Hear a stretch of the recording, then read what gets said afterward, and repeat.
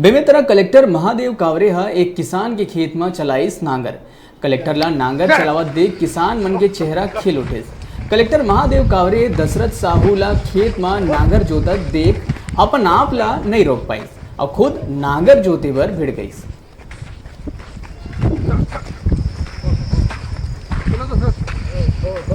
बरोबर